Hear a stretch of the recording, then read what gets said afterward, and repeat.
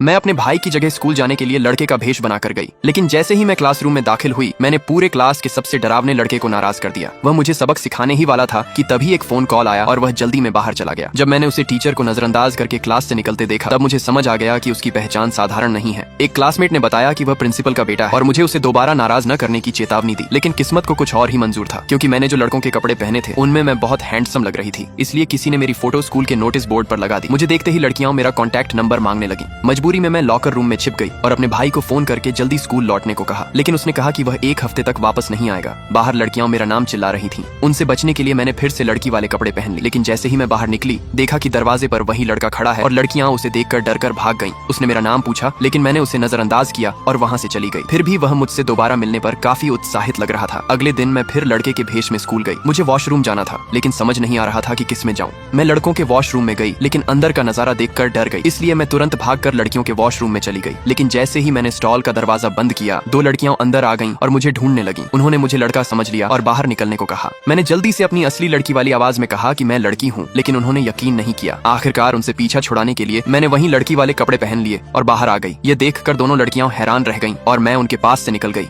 लेकिन बाहर निकलते ही मेरी टक्कर फिर उसी लड़के से हो गई। उसने हाथ बढ़ाकर कहा कि वह मुझसे दोस्ती करना चाहता है, लेकिन मुझे दोस्ती नहीं करनी थी, इसलिए मैंने मना कर दिया और आगे बढ़ने लगी। तभी वही 2 लड़कियां मेरे सामने आ गईं और मुझे चेतावनी दी कि उससे दूर रहूं। मैं समझ गई कि उनमें से एक उसे पसंद करती है। उसे जलाने के लिए मैंने नाटक किया और जमीन पर गिरने का बहाना किया। मुझे गिरा देखकर वह लड़का तुरंत मेरी तरफ दौड़ा। उसने घबराकर पूछा कि क्या मुझे चोट लगी है। इससे पहले कि मैं कुछ कहती वह लड़की गुस्से में बोली कि मैं नाटक कर रही हूँ, लेकिन उसने उसकी बात पूरी तरह अनदेखी कर दी। इन्फर्मरी में उसने बहुत ध्यान से मेरे हाथ की खरोंच पर दवा लगाई। तभी मुझे एहसास हुआ कि मुझे सच में चोट लगी थी और मुझे उम्मीद नहीं थी कि वह इतना नरम दिल होगा। जब मैं जाने लगी उसने मुझे एक मूवी टिकट दिया और कहा कि इसे पाना बहुत मुश्किल था और उसके पास सिर्फ एक ही टिकट था। इतना कहकर वह चला गया। कुछ दिनों बाद फिल्म रिलीज हुई। मेरा जाने का कोई इरादा नहीं था, लेकिन फिल्म को लेकर मेरी जिज्ञासा बढ़ गई, इसलिए स्कूल के बाद मैं थिएटर पहुंची और टिकट पर लिखी सीट पर जाकर बैठ गई। जैसे ही मैं बैठी मैंने देखा कि मेरे बगल में वही लड़का बैठा है। तभी मुझे समझ आया कि उस दिन वह मुझे अपने साथ फिल्म देखने बुलाना चाहता था, लेकिन क्योंकि मैं लड़के के भेष में थी उसने मुझे पहचाना नहीं। उसने पूछा कि मेरे पास वह टिकट कैसे आया। अपनी पहचान छुपाने के लिए मैंने झूठ बोला कि किसी लड़की ने मुझे पसंद करके यह टिकट दिया है, लेकिन मुझे बिल्कुल उम्मीद नहीं थी कि यह सुनकर वह गुस्सा हो जाएगा।